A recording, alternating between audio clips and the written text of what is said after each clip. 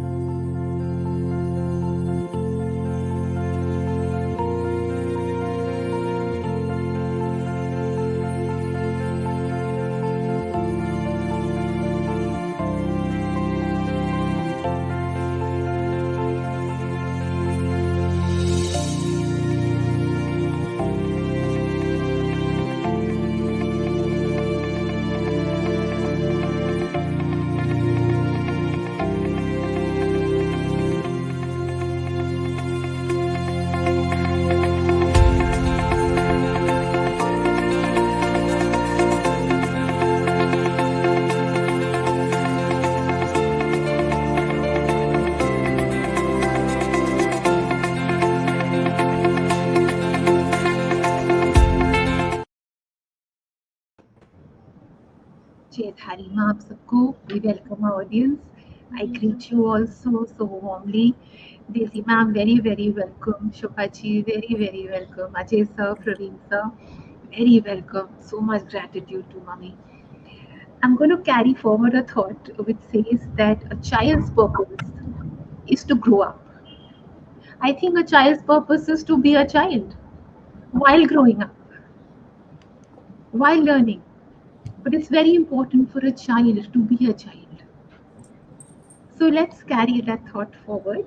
And Mummy, ji, aap bataiye. But does Saina, does the child know that it's a child? When does the child know that it's a child? Child starts thinking he or she is everything. He's already big. So child is too young to know he's a child and to enjoy the childhood. It's only later on when he loses the childhood he realizes what has he left behind. But I like Daisy and Shubha and Ajay and Praveen to take forward from where Gopi, yes, was the last statement. Children are mirroring the parents. They're mirroring the parents. That's our last speaker on the show. Mirroring the parents. Is it a fact or not? Daisy, who knows better than you, Daisy, you and Shubha, you, the counselor. Let's hear you both. Thank you so much for being with us.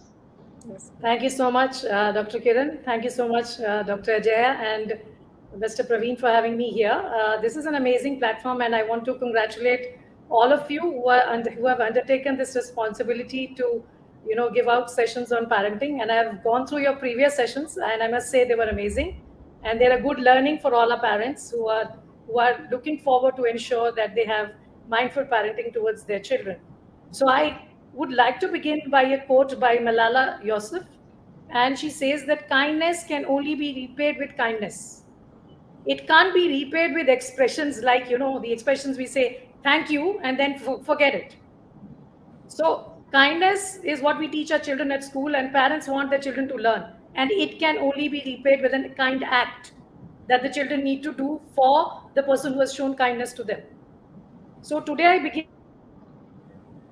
by sharing this valuable lesson for all parents, something I truly believe in and has been the ethos of my parenting journey. I would like to say that mirroring what I just saw in the previous episode is very true. And we encounter and see children every day in school who are mirror images of their parents. So, successful parenting requires both parents to agree on everything. It cannot be a single parent agreeing on something to go ahead in the household. Because when we drive a car, we have four tires, and all the four tires have to be consistently moving for the car to move in a particular direction and have a particular goal to reach there. The same way, if we are parents, both the parents need to agree on everything simultaneously that happens in the house. But what we notice these days is children are experiencing a lot of problems which they sometimes share with us in school. And this is because of inconsistency in the disciplining that happens at home. And this inconsistency in the disciplining is confusing the children and adds to their stress. I would like to give an example where I would like to give a quote an example of myself where me and my husband have gone out for dinner with a 3-year-old child, and he refuses to sit in his place in the hotel. And my husband looks at me and gives me a scorning face that you don't know how to train this child of yours to sit in a hotel properly. What is he doing running around and moving around? And I am of the opinion that he needs to explore. So he needs to move around. So both of us want to discipline the child, but both of us have different views of getting things done in the manner in which we want them to be done. So here is where the inconsistency sets in. I have my way of getting things done with the child, and my husband has his own stringent way of getting it done. And that's what confuses the child. That's what causes stress to the child. So here I would like to raise something or talk of something which says conscious parenting. When we talk amongst each other as parents in front of children, we are these arguments, these voice raising concerns or these voice raising anger that we show, it scares the young children, it confuses them. And when children see parents fighting, they have no one else to go to and ask for protection. They feel so scared. So there are times when children come to school and tell us of these instances that happen at home where both the parents are fighting. So the child really does not know who will protect me. What should I do? Whom do I tell? And that what am I going through? So stress sets in. And this is what I request all our parents, that you need to have consistency in disciplining your children and not confuse them and stress them at home, with all the untoward incidents that happen. It's a fast moving era. We are all moving very fast with AI in every sphere of our life. But if these untoward incidents are going to happen in our everyday lives, it's going to be a difficult, and parents are going to show these difficult, going through these difficult times. They are going to discuss everything to the children, and they are going to make the children aware of things that they should not be getting aware of. Then it's going to cause mood swings in the children. So these mood swings lead to stress is most of the times that we face with children who are not ready to take up the curriculum and study or do the extracurricular activities at school. Once we get to sit with them and find out what's the reason, it comes up to be something that happened at home. And because my mother was upset and my father was upset, I am upset too. So I would advise that parents at home should be cautious of the things that they discuss with themselves, because it has an adverse effect on the children. And children cannot speak it out only when they are asked, or they are taken into confidence to reveal what happened. They talk about the stress that they're feeling at home. So I would request, all our parents to notice and remember that children do look at what parents are doing and how they are behaving, and come and replicate the same things at school. I would like to give an example of a disciplinary action that we took some days back for a child who was using bad names. And we wanted to really find out that where are those bad names coming from. And the child, the first he did not respond, but afterwards he said, "I'm sorry to say, but my mom never says anything to my dad when he takes all these names or he gives up all these names at home. So how are they wrong?" So it was clearly coming from home where the child was learning something that was inappropriate, but the father did not understand or did not notice that my child is learning things that he's not supposed to. So we had to call the parents to school and speak to the parents and tell them that this is something that is going on, and we would request that you please discontinue with this because your child's behavior is not appropriate in the class and he is continuously disturbed. So a parent's importance in a family is very much required. Again, the same issue that we are looking at today is that parents don't have time for children. They try to compensate their presence and time with material goods, which is also affecting the children. For example, even the small children, the kindergarten children whom parents cannot give time, have been given the gadgets because they can look at the gadget, they can continuously watch something. So the child is continuously on the gadget, but the presence of the parent is not there in the child's life. So how are we going to model and teach our children values that we were taught by our parents and our grandparents? If the child is continuously using a device, when will the child learn how to live by moral values? So very important is the values that each parent should teach or incorporate during the upbringing for the children that are there at home, because those moral values are going to take the child a long way through his journey with the struggle or the challenges that he or she is going to face. Gadgets and devices should not be used as child minders. Parents should be spending quality time with the children. We have a lot of games that we usually play when we have parent engagement programs at school. We do call parents to come over to school for kindergarten, for phase 1, that is primary, middle section, secondary section, and we help the parents to bind with the children during those engagement programs. And the whole purpose here is that you have certain mindful rituals in mind as a school, and we want the parent and the children to interact in these engagement programs and bring out their best personality. I would like to give an example of Father's Day, where fathers come in and play different games with their children and, have a lot of fun. At the end, they say that, it's just because of you having Father's Day here that I could spend the entire day with my child. And it was fun. We really enjoy it. And then we have Mother's Day, where mothers come in and then the children interact with them. They do different coloring competitions. They do a fashion show. They do a story narration. And Ms. Shubha has been part of it. They even come out and speak about the good characters. The child talks about the mother saying, why I love my mother, what she does for me. And the mother says, I love my child because of these great values that my child is learning. So it gives a platform to the parents to come and interact, react, look at each other, and spend good quality time. So this is something which is required today. And this is the reason we have all these engagement programs at Ryan Internationals. And we ensure that the parents of all the phases interact with their children to boost their personalities, their morals. So the culture in Sharjah and in Dubai is a little different, unlike what is followed in India, where children can go down and play and mix with the other children. Usually here, because of the climatic conditions, children tend to go home and reach home and have a routine where they have to eat, sleep, and then probably get very less time to go down and interact with their peer. So that interaction with the peers is also an important thing which needs to happen, maybe on a Friday or a Saturday or even during the evenings, because the controlled environment in school and the controlled environment at home is also a cause of stress for most of the students and most of the children if they are not being exposed to their peer group. The peer group is very important, and the peer group does bring a lot of cheerfulness. Interaction with them does bring a lot of cheerfulness for all the children. So what I recommend and speak to most of our parents is one meal should be together. So usually parents have different timings for office, and they come back late and they're not able to see their children. Children go off to sleep. But maybe on the 3 holidays that the Sharjah government gives here, there should be one meal that should be taken together, and everyone interacts with each other. This way, the father and the mother are able to interact with the children and ask them, how have your days been at school? What have you learned? What is something important that happened at school and you would like me to know about it?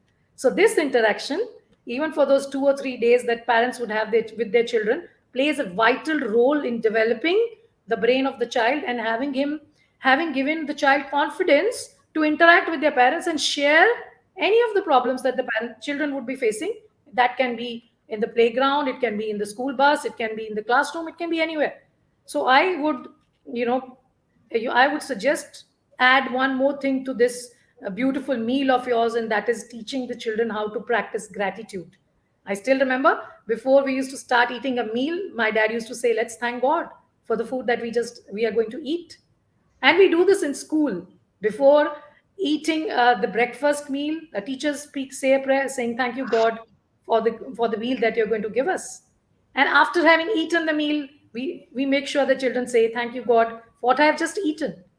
These are small things, but they are teaching gratitude to our children, and they are learning to be thankful for what God gives them, even a small meal. And this really boosts the children's confidence level, and they don't feel deflated by those mindless comparisons that come up in society. The other thing that I would like to point out here is that always parents have this ability to they want to just compare their children with others.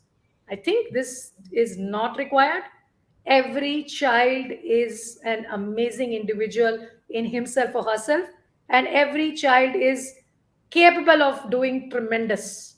So comparison, these mindless comparisons, and setting unrealistic goals. Many parents say that if you get 92%, 99% in your exams, you sure get a mobile. This is an unrealistic goal. Please don't set these unrealistic goals, because children will only work towards their goals if they know what their target is, and they've been made aware that this is the current level where you are and this is where you need to reach. So we call it goal setting, and usually we do goal setting with all our children. And if parents can do goal setting and make the children understand what their goal would be, it would be more realistic a goal than being just being told that you get a gadget, score this much. And so we have children who are facing tremendous stress during the board exams, and they do come and say that my parent is expecting me to get 82 and 92, and I've just got 62. So how do you expect me to sit for the board exam? So it's fine to get 62.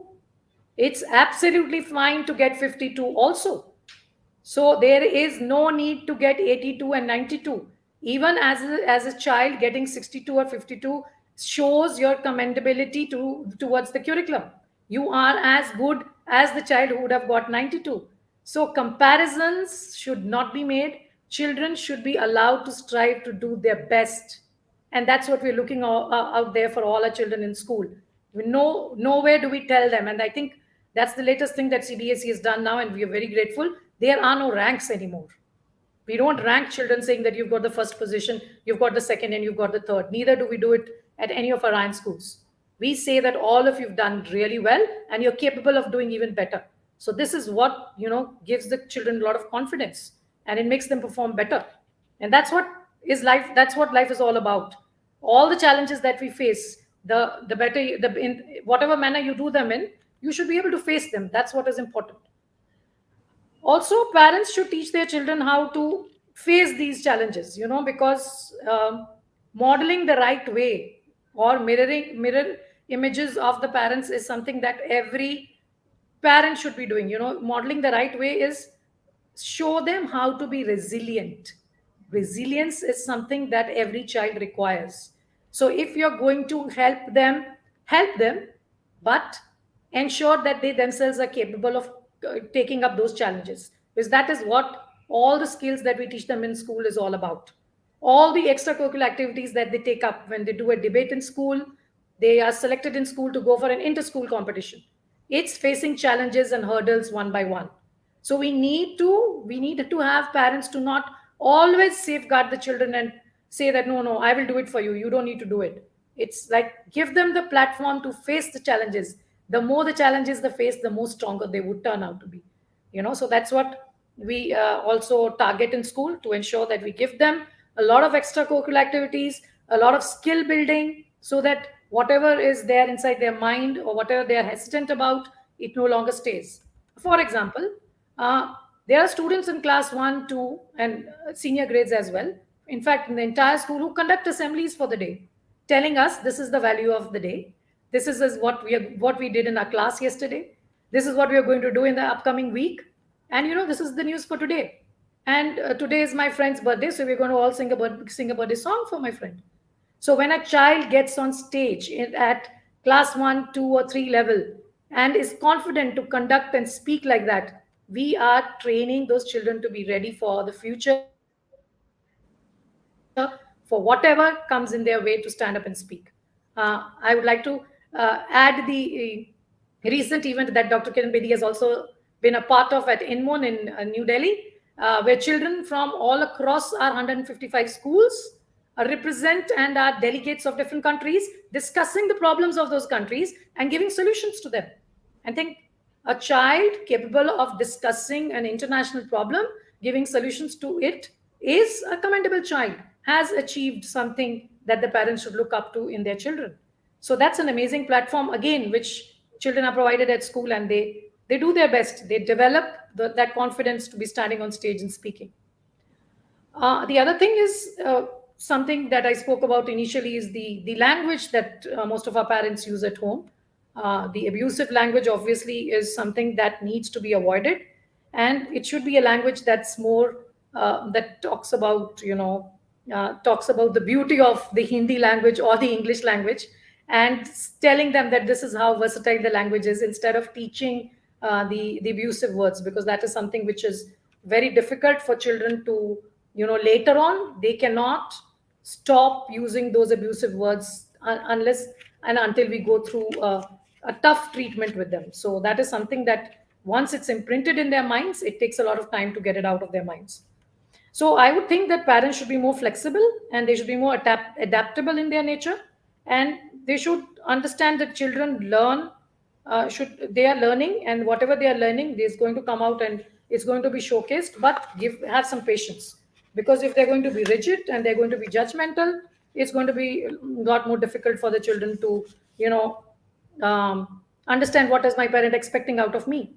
So parents should be more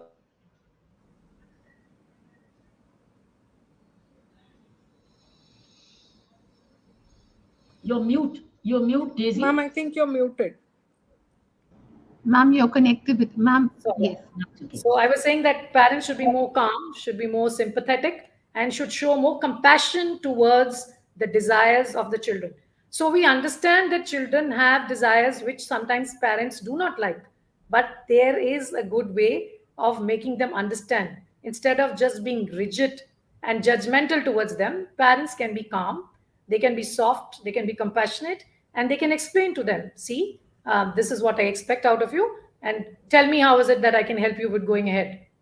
So if parents can seek children and have them to understand their expectations, because this is what we do in a class lesson before we begin teaching.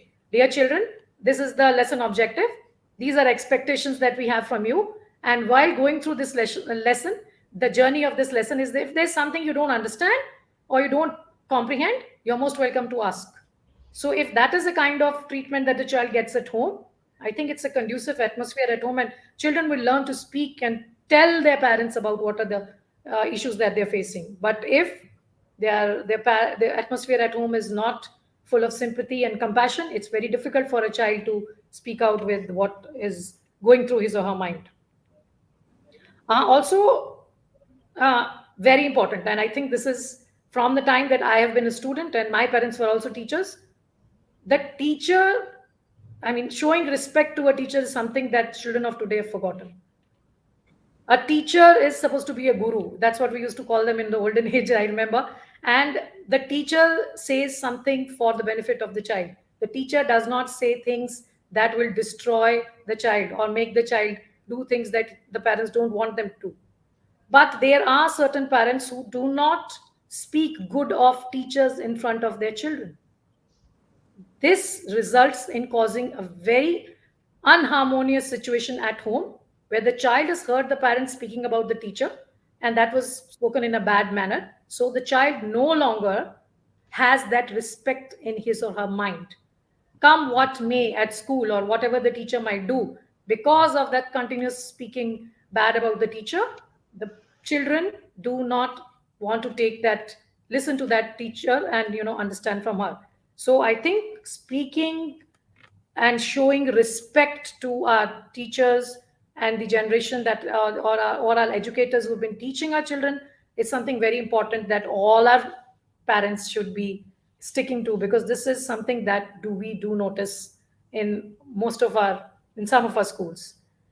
And there are a lot of things that these days stress our parents because of their work, because of the nuclear families that we have, and then the bad experiences that we might encounter because of certain things not happening as per how they should be. I think all those can be just kept away from children, and they should not be told about it, or they should not be stressed about it. It can be discussed with the parents. I mean, both the parents can discuss that amongst themselves and get it solved. Yes, a happy school is portrayed by happy children, and happy children are portrayed by happy teachers. So, if our teachers can bring about an atmosphere where children are happy, the children go back home and create the same atmosphere at home. Parents will be happy too, and that's what we are looking forward to ensure that children at school are kept in such a manner, their patience, their commitment, the rewards we give them, the communication we do with them, the relationships that we establish with them, the social, emotional behaviors that we develop with them in school, everything is kept to such an extent that they go back and reflect upon their teachings in school, makes parents happy. So we can work on that, and we are doing it right now. I think our parents will be happy with what the children are gaining, because while growing up, this is what all our children require. So this is how I would like to say that mindful parenting is an important constraint of all our aspects of living. And if we can help parents to curb some factors at school and bring about an overall holistic development of the child, taking into consideration everything that they do, they would be good individuals. They would be global citizens. Thank you so much. Thank you. Ji, ma'am. Ji. We'll Thank just you. do a quick Q&A. Just a thought which I would like to share with the entire panel, and a question also. Why can't, and I speak for parents today in this question, I speak for parents. Why can't parents excel in their own respective field, be very fulfilled within, and be emotionally available for their children? Because being emotionally available for your children has nothing to do with their own excellence. They just need the love to flow. Love is not hard work. Love is not effort. So why can't parents be allowed to excel in their field and raise happy, healthy families? I think it can go hand in hand. Shubha can answer this. Yes, ma'am. I wanted to start at this point, and ma'am has asked the same question. there is something called as generational trauma. I will put it in simple words. What we have gone through in our childhood, or maybe in the growing up years, or we are still going through, uh, and that will be because of our parents or the society which we grew up in, and the schools which we grew up in, community, whatever. We have carried that trauma which is unhealed, untalked about, because we didn't have forums then when we were growing up. And by the time the forums came up, we are already parents to teenagers. And that trauma which is carried in will hinder us in our work, so we may not be excelling in the work. So that stress we carry it. And like Gopi sir said in his in the last uh, times session, I was seeing session 12, so he was telling the same thing, that we are mirroring our parents, and our kids mirror us. And our parents might have gone through some trauma when they were young. They might have heard or seen something which they shouldn't have. So this is like a generational trauma. So in holistic healing, holistic counseling, we term it as generational trauma. And now we have platforms to talk about, we have the ability to talk. And more than the ability, women, that is the mothers, are now maybe we are the first generation who have come out of the house, and we are working. Before also we had, but not at this level. So we are able to voice out our concerns. So that is the main thing why some mothers or some families or some set of parents are not able to do well with their work, as well as raise emotionally secure and create that emotional safety at home. So that is the, I think this contributes to a major extent. So until and unless the parent is not healed, or until and unless the parent is not clear with the expectation from their own life, then they will start setting unrealistic expectations for their children. You don't know what to expect out of your life. I couldn't do this, you, at least I couldn't become a doctor, you become a doctor. No, that's not right. uh, the child should do what he wants, not what you need or you wanted. So I think this thing if it is addressed, then maybe the you know we could have more emotionally safe families. The sense of insecurity which comes, like in one of the counseling sessions, so one girl came crying to me. I asked her what happened. Ma'am, I have pimples and my mom is very unhappy about it, because her friends walk into our house every now and then, and they tell my mother, your daughter has so many pimples, please apply this cream or that ointment. I mean, she's a teenager, come on, she's going to have pimples. I said, you should be proud you have pimples, because you're growing better. It is an indication that you're entering teenage, your hormones are changing, you're becoming a woman. You should be proud that from a girl you're becoming a woman. And you please tell your mom, Mama, by the time I'm 20, 21, my skin will be clear, don't worry. You cannot fight with the mother, because the mother definitely might have gone through something with respect to physical attributes. So she doesn't want her daughter to go through the same thing. So she may be forcing the child to do this, that. So this generational what we have, until that is clear, we will not have that safe families, and child will not open up. Gee, this itself is a very intensive topic, breaking the generational trauma, because somebody in the family has to offer the self to break it. One person in the family will have to come up and say that I'm willing to take on the karma and break the generational curses and the generational trauma. It all ends with me. One person in the family will have to do it, but then you have to offer yourself completely. That's tapasya. Shubha, Sir, can I ask a question? sir, ji sir, ji ma'am. Is there any research done between children of now homebound women, homebound mothers, and not homebound mothers anymore? Because today we are having two kinds of children generations coming, homebound mothers and not homebound mothers who are at home but not homebound, and those who are homebound most of the time. Is there a change? Can you see a difference as a school counselor, as a principal? These children and these kind with the differences emerging, are they visible? Any research done? Research as such, I have not come across through any solid, like in numbers or anything.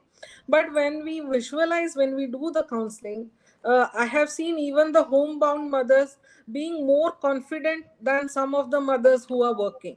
Okay, so financial security has never been financial security to the mother who is working is never an indication that she may be a confident woman.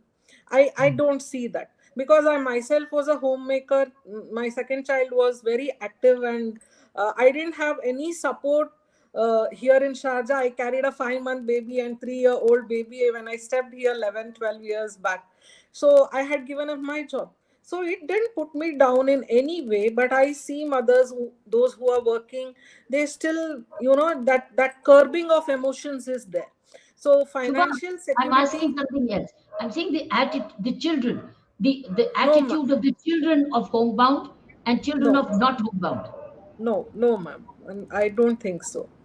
Homebound mothers definitely can raise exceptionally confident kids, and the mother who is working may not be able to. But if the homebound mother doesn't have a good atmosphere to flourish and flower at home, then definitely it can be seen in the child.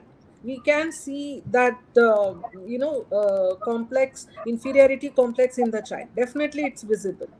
So it depends how well, like how Daisy ma'am said, how well the husband and wife are coordinating, and if you have an extended family, how well you are giving the support to the child, that especially to the girl child.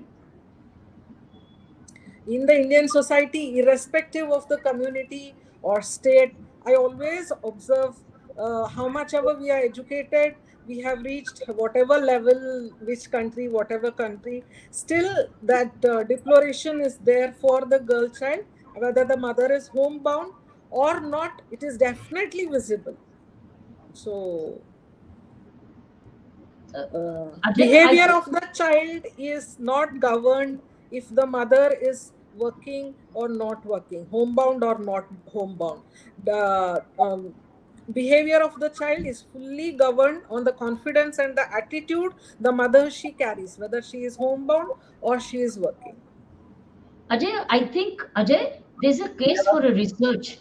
Three kinds of children: homebound, True. not homebound, and even residential schools.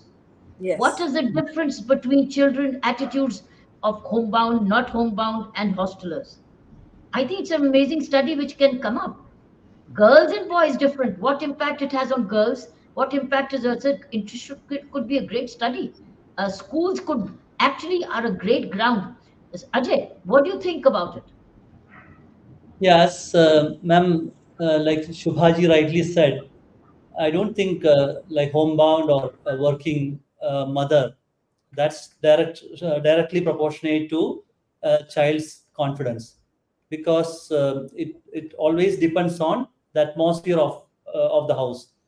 As Herman has observed, that for children, their parents should be their guiding figures, offering answers and ensuring they find guidance and strength from within the family.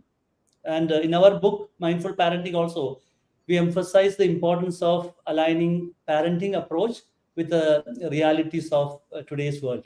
And this research, what you are suggesting, definitely we can add in our second version of Mindful Parenting. Myself and Yes, Praveen will work but towards that that. you can, Ajay, for that you may need to collaborate with the school, because school Yes. has the data.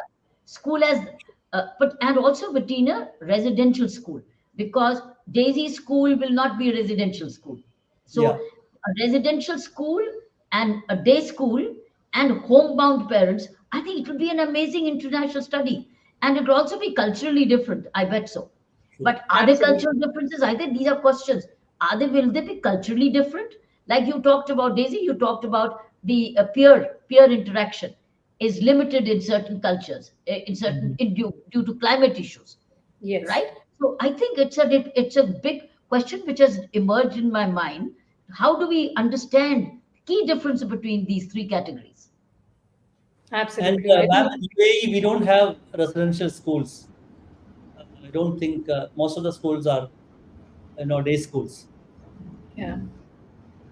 But we have residential schools in India, so probably we could take Yes. some residential schools from either True. Dalhousie or, Shimla or, Sanar like that, and probably look at their data also. Yeah. Because I have come from a residential school where I was working earlier, and we had 4,700 residential students being there on campus without their parents, and parents are all either in United States or New Zealand or Australia, and they only get to see their children in the month of November when the school closes down for the winter vacations. So with that 4,700 students on the campus, we have had a large number of students feeling homesick, not able to adjust to the boarding routine, and of course, many of them needing that motherly love to be present in the hostels. And that's the reason we used to have wardens, the male warden and the female warden, to provide that love, care, and nurture those children. We've had children from KG onwards in the hostels, and without a parent, it was very difficult. So bringing up a KG child to continue in the school till class 12 has been an amazing experience for that child who has lived his 12 years on the campus and was continuously taken care of and nurtured by the headmistress, the house mistress and the house captain, there. So the staff there has been acting like their mother and their father and providing them all the things that the parents would look into. And at instances when parents come in from New Zealand and Australia, they've said that the care and compassion and sympathy that you show to my child during those 9 months when my child is here with you in the hostel is not something that I can do when I take them back to Australia or Canada or in New Zealand, because my lifestyle and my routine of things there and my rituals are very difficult for me to give attention to my child. And that's the reason I have put my child here in the hostel to imbibe our Indian culture, traditions, customs, and be a good human being. So we've But had it's a these. case for study. Ajay, I think it's a case for study for your next book. This Yes. book Yes. could maybe you can sponsor that study with work with some college schools right and in Dubai or Abu Dhabi. Up to you. And I think I have not come across a study like this result. Yeah. I'm not aware, but it'll be an eye-opening study. We should do True. that. True. Ji. Praveenji, your thoughts, please. Anything you'd like to share, please? Listening to such a mind-blowing discussion itself is an experience. So I will just make some very crispy, short comments. So number one, I think it's very important that because see, I was observing like in terms of parenting. So what is exactly the problem many a times with the working parents? And the working parents are spending quite a long time. So during the daytime, so on work, and where they come back to home very tired, so emotionally, psychologically, and physiologically very tired. And then to spend quality time with the kids, when the kid is coming and asking mom and dad to spend some time with me, or to go take me for an outing, or like let's play together, it's like a tough time. I mean, realistically, it's a very tough time for a parent who is coming after 10 or 12 hours of work at office. So I think the physical fitness and mental fitness for parent is very, very important for good parenting. So doing workouts or doing yoga or doing meditation is not only for keeping our physical and mental fitness properly, it is also to raise the kids properly. That is very needed. So I think one thing which is very, very important for right parenting is a right mental and physical fitness for the parents, which is very important. That is one thing, because without that, whatever is said and done, it would be very tough to parent kids. That's one thing. Second, we were talking about mirroring, like a mom who is spending too much of time on the mobile, and a dad who is spending too much of time on the call. So how can they say that, like you can't play video games? So that's a tough point, like so and it is too tough to attend the questions of children as well, where for example, see, I watch cricket on screen, okay, and my son was watching video game. I mean, That means he was watching in YouTube a person playing video game. So I was just asking him, like, see, if you want video games, you go and play video games. That itself is maybe somewhere you would be getting some development. It may be problem solving, strategizing, so responding to stimulus. So why are you just watching and spending time on, somebody else playing video game? And he asked me back, like, Daddy, you are watching Sachin Tendulkar, Virat Kohli playing cricket. Similar like that, I'm watching the same. So it's like I'm answerless at that point. So I think if you want your child to do something, you have to do, or you have to follow it by yourself. You watching somebody playing cricket and getting enjoyed, and how can I say that you can't watch video games, somebody playing video game and enjoy? So it's like, so it's super important that we have to do the proper mannerisms and proper activities at home in the right way, because as everybody was mentioning, so the mirroring is happening and following the behavior is happening rightly. So that is, I think, the second point I wanted to share. And the third point is regarding the discussion evolved about the working parents and the non-working parents. I haven't observed there is something some influences there in the confidence level. I haven't observed that. But one observation, because we are mostly into the career planning spectrum.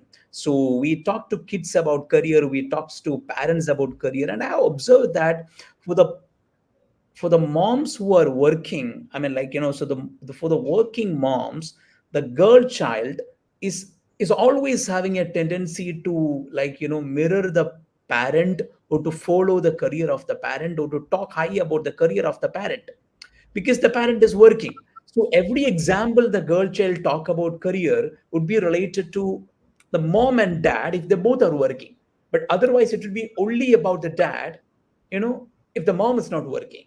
So the mom would be doing a lot of job at home, which is not getting properly counted. So the way the child is planning career, planning future, taking decision about what to do is getting totally modeled only by what one parent is doing if the other parent is not working. So I think, like, in that area, there is significant influence moms can do if they are working. So there is a significant influence they can do. So that is one observation I have about that particular or that specific aspect. And one more point I wanted to mention is, like, see, at a point as part of my profession, we talk to people who are currently, we talk to the scene level people who are currently working, people who are currently searching for jobs, and also people who are currently at schools. And we work with schools in all the spectrum, from the spectrum of schools where students are coming from the background of, like, daily wage workers, and also some of the top international schools. So the core differences, like, so a child who's having enough and more wealth at home, generational wealth is there, financially stable, mom and dad are socially respected. I mean, why should I study? I mean, still I'm not able to give a reason for the child properly. Like, why should I work? See, even if I'm not going for a work, I have enough and more things at my home. So there is no intrinsic motivation in the of course, I'm not talking about the children who found their passion or keenly interested about something, or they are, already into a flow. I'm not talking about those 1 to 5% of people, but the other 95% of the people. So I think when the socio-economic status of the country or the world is increasing, so what is on the other level, what is going down is mostly about the motivation of the people to pursue their life. So this is not the case with the child of a daily wage worker, because they have to build everything from scratch. So if they want to get a good shelter, good home, good car, if they want to go to the good hotels or restaurants, so they have to earn by themselves. But that's not the case with the other group of people. I think that has to be somehow addressed, whereas the parent should build an aura of purpose, or a purpose or why around them, and give them the right reason to do what they are supposed to do. I mean, I'm not saying that's an easy task, but that is a tough task. But that is the task what I think this age parents' responsibility need to be. And the last point I want to make is, see, I I've been observing the generation of parents, and I would say the parents of my generation and the parents of the coming generation are amazing parents. So we are the one who is consciously finding time to spend with children.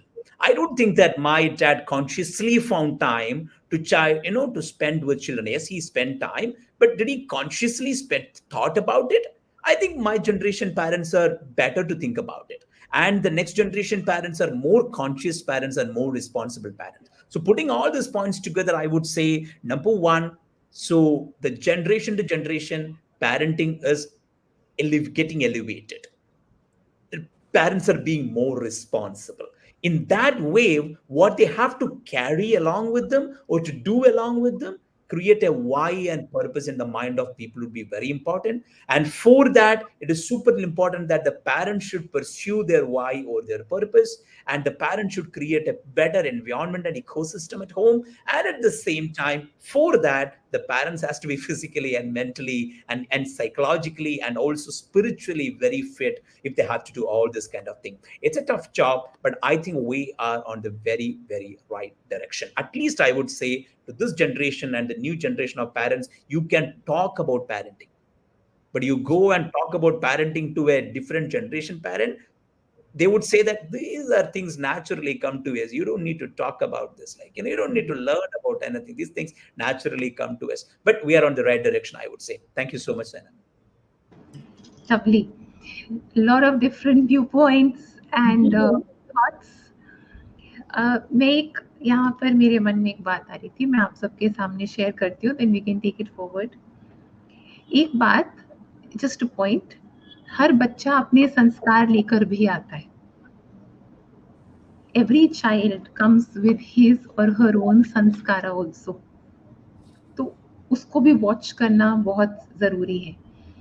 And a little thought, हमारा जो बहुत पवित्र ग्रंथ है, और मैं क्षमा मांगती हूँ मैं अगर कुछ गलत बोल दूँ तो, हमारी भागवत गीता जी, उसका जो पहला श्लोक है वो कहाँ से शुरू होता है?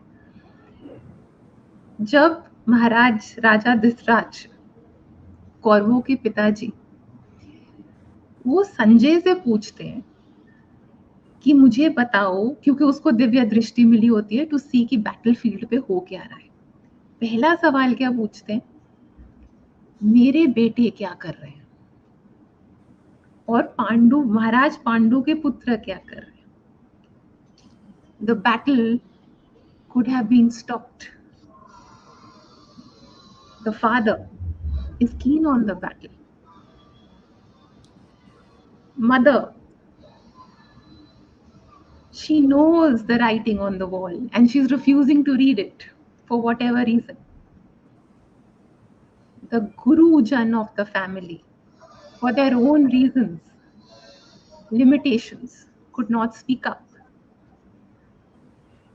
The teachers, the siblings, the wives, the parents, the brothers, the friends, all had their own agendas. The universe had given enough opportunity to course correct. None of them picked it up. So I am just asking all of you to please share your thoughts on how collectively we are responsible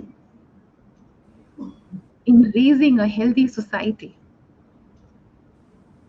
Not just for our own children, but raising a healthy society. Our children are going to be a part of that society. Ji, please, who would like to carry this thought forward? Shubhaji, would you like to carry this forward? I think in whatever community you are, like it starts from the family. So though it's an open forum, in my family it was me. So we had certain conservative rituals, so for which I fought when I was very young, almost 17 or 18. Till today, some of the relatives taunt me for that, but I don't mind. I am happy to see the girls of this generation growing freely in the family. So someone has to talk, and for that one person to talk, maybe the situation or to tell the universe has to help that person to come on, it is you have to speak up. So someone has to do it. And then when you see things not going right in and around your close family circle, whether you become good or bad, means instead of thinking about your image, it is better to think about the character. Image is what others think of you, character is what you actually are. So if I tell in my friend's house, they are doing this thing wrong, if I tell, my friend may not speak to me. No, if you feel that this thing is not being done right with the child, please speak up. Speak up in a humble way, calm way. There is no need to point out and tell that this is wrong, you're not doing something, this thing. But someone has to speak up, and it starts from the family, then your immediate circle of friends and community. Only then the society will flourish. So it's just you have to get up and talk, like you said in Mahabharata, like how Bhagwan Krishna, he stood up and he told. So like that, someone has to stand up and talk. So if you're not, and it has to be in actions, you yourself have to follow. You just can't preach and then keep quiet. You follow it, and then you let the others, motivate the others to follow. And like how sir said, yoga and meditation helps a long way in building that strong character, or that strength and courage comes from within. So maybe it has to be practiced. That's it. Daisy, can I ask you a question? Yes, ma'am, Daisy, sure.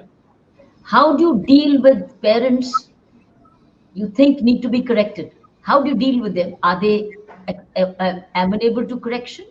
And is that the bigger challenge? How do you deal with them? So that is a great question, and we are facing this challenge at school, where there are a lot of things that need to be communicated to the parent, but the parents refuse to accept that particular behavior of the child in school. So we do try to speak to the parents and let them know that the children have two kinds of behavior. One is in front of the parents at home, and one is in front of the teachers in school. And this behavior in school is sometimes different, and we need you to understand how the child is behaving, because it will only help us in solving the issues that the child is facing in the school, and we don't want to stop his growth. So at times there are parents who would not like to listen to this and say that the child has any complications or faces issues related to behavior or studies in school, and they would just not want to acknowledge the fact that there is something that needs to be taken care of.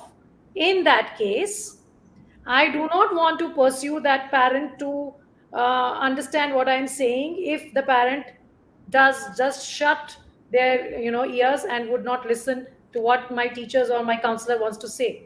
In that case, we step forward and we counsel the child in school to help the child to overcome the situation that he or she is facing. And side by side, we also help the counseling with the parent to come down to terms to understand that this is what is going on with your child, and we are doing this counseling session to in not in a day but over the weeks, over the months, to let you know what your child is going through. And there are parents who have finally come down to understand that what the counselor, the principal, or the teacher, or the heads have been telling me is true, and I need to accept it. So we are facing a lot of challenges in school where parents are not ready to understand the challenges that students are going through, but we try our best and we use the help that we have in school to counsel children, counsel parents, to bring them to a stage where they can amicably agree to how challenges can be solved. It's a difficult task. It does not happen in a day. It does not happen in a week. It happens over the months, during the year, maybe sometimes even at the end of the year, at the end of the class. But yes, it does happen, because I think that virtue of patience is something that all teachers and all of us at school are, well, contained with, and that's what we put into practice. I think a lot amount of resilience is required, right, to do Yeah. Yes. that. JC, I have a question specific to UAE. Actually, UAE's multinational, multicultural environment offers a unique blend of culture, values, and experiences for children growing up here. From your perspective, uh, as a principal and someone with extensive experience, what are some of the key challenges and positives you have observed in raising and educating children in such a diverse environment in UAE? It's a very valid question, because there are lots of things that need to be looked in and taken care of in UAE, unlike the things that happen in India, because the atmosphere or the place where the children develop in India and the perspective of looking at things in India is totally different as compared to UAE. We have diverse cultures in school. We have Arabic expats who study with the Indian students, and they come from a different cultural background, and our Indian students come from a different cultural background. So there are at times a lot of behavioral issues that have to be looked into, a lot of adjustment issues in classrooms with both the students coming from different cultural backgrounds that need to be looked into. There are also languages that need to be learned. For example, we are learning the Indian students are learning the Arabic language, and since they know the Hindi dialect and they know English, it's another dialect that they're learning. So this is also something that children as well as parents have to be taken into consideration to help them to learn a new language, because if the child is not able to learn the language, it is a concern for the parents as well. And we get many times issues with parents where they find it difficult to teach a new language. So learning a new language, then coping up with the environmental conditions.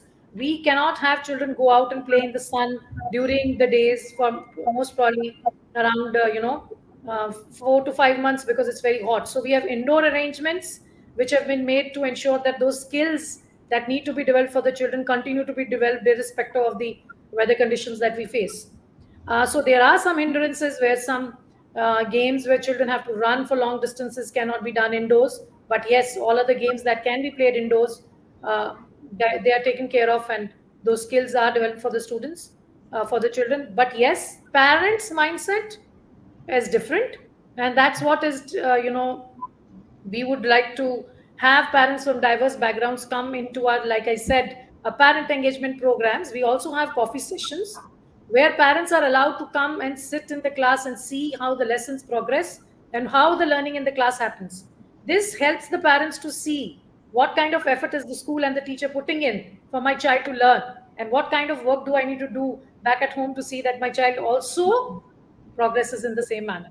So all coffee sessions, parent engagement programs, and different events that we conduct or have at school, where parents come and take in counseling sessions. Like I said in the beginning, Ms. Shobha has been coming and taking up some adolescence, sessions with a girl child, and she's been speaking about the different problems that they would like to confide in her and speak about, help the school to overcome, any of those issues that would develop because of the multicultural society that we face. So I think a lot of bonding, a lot of collaboration with our parents, with our teachers, with our counselor, and the well-being committee that we have at school, which looks at the aspects that the children need to, the well-being is a very important aspect at school. So the well-being committee comprises of a lot of teachers, supervisors, who are continuously looking into the social, emotional, and physical development of the children. And if it is getting hampered, immediately we have people who will look into that particular social, emotional aspect that needs to be taken care of. So those are some ways that the wellness team gets around with the supervisors, teachers, and looks into the multicultural, environment that we have. Are Ma'am, you these involving grandparents? Daisy, are you Yes. involving Yes, grandparents? so I was going to add to that. This Saturday, we are celebrating Grandparents' Day, and we feel that grandparents, according to our chairman, Dr. F. Pinto, play a very vital role in the development of students or children at home. So, if children grow up with grandparents, like I said before, the values, the morale, the confidence to do things in life is boosted for some, because of the ethics and the values that the grandparents teach to their children. That's why we have this special day where we also want the grandparents to come and bind with their grandchildren, whether maternal or paternal, enjoy themselves, and do the certain activities with the children that bring about a smile on their face. We've had grandparents travel all the way from India to attend the Grandparents' Day, because they are informed in advance. So they do travel all the way from India to be here for Grandparents' Day. And that's an amazing moment to see our little children interacting with grandparents and grandparents enjoying themselves with the atmosphere that is created for that day. We have those Hindi songs, Nani, Dadi Amma maan jao, So when you play those songs and children sing them and the grandparents come on stage and they see their grandchildren singing those songs, it's a different kind of a vibe. So we get to create that kind of an atmosphere in school where, the grandparents are the most welcomed part of the society then.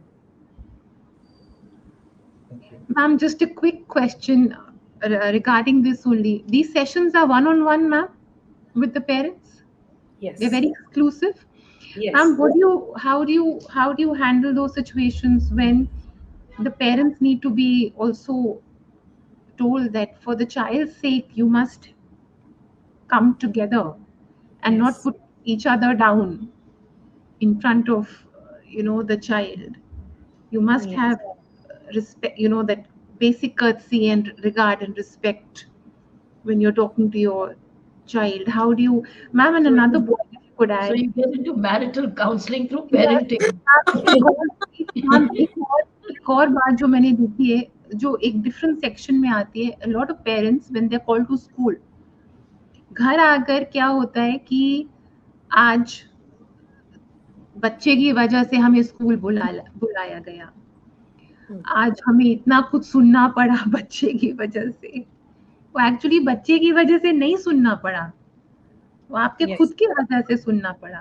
तो ma'am, ये वाली sensitivity आप कैसे handle करते हैं?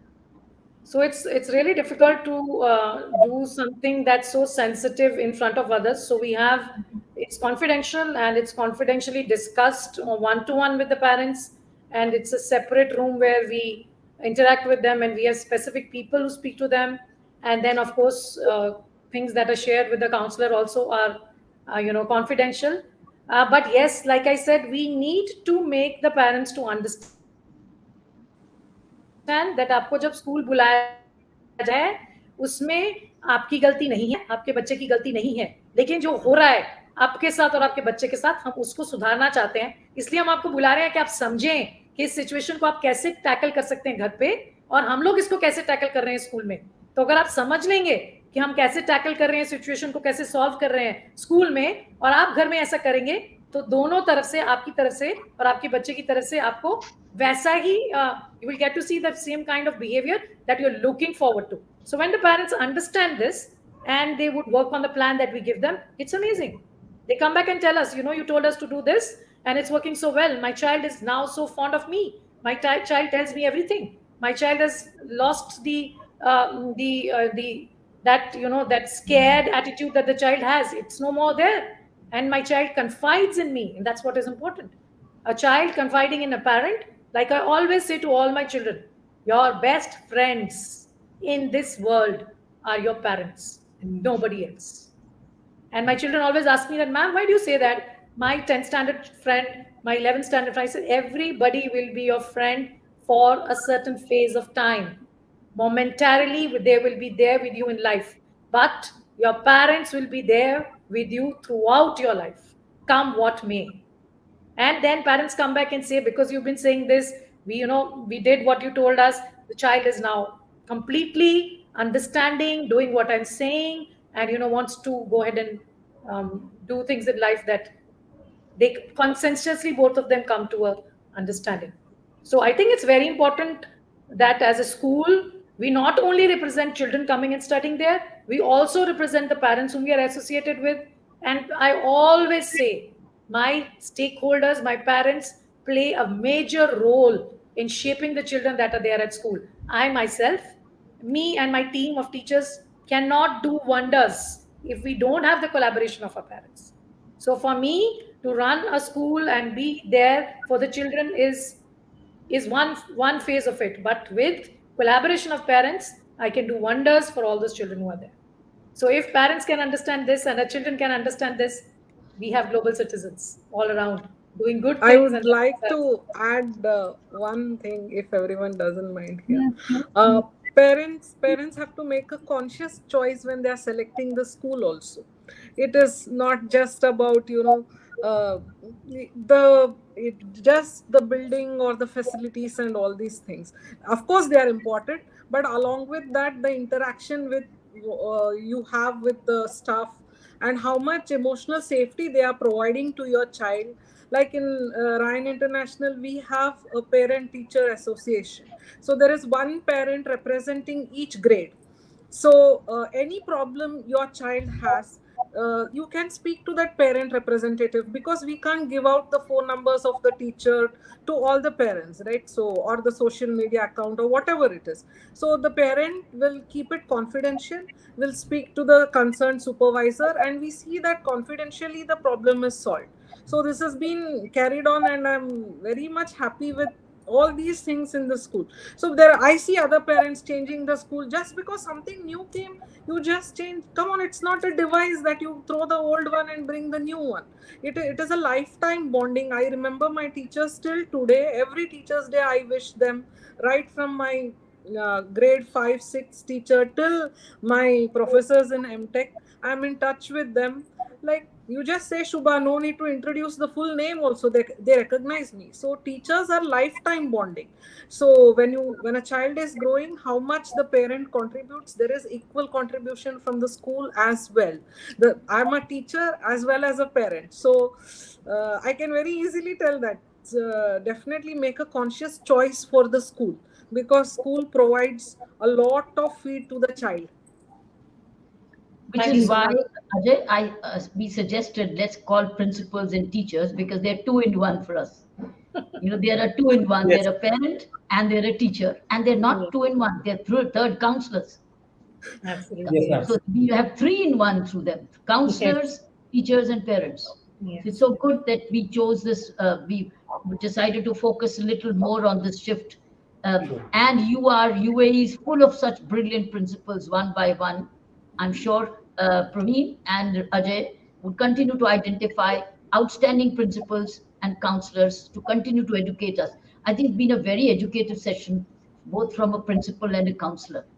Thank you so much. Thank you. Sana, can we call it a day, because we've crossed the time and we're getting the signals from our desk. Thank you. Thank you. Thank you so much. See you in Sharjah. Daisy, hope to see you in Sharjah one day again. Sure. Thank you so much. Thank you.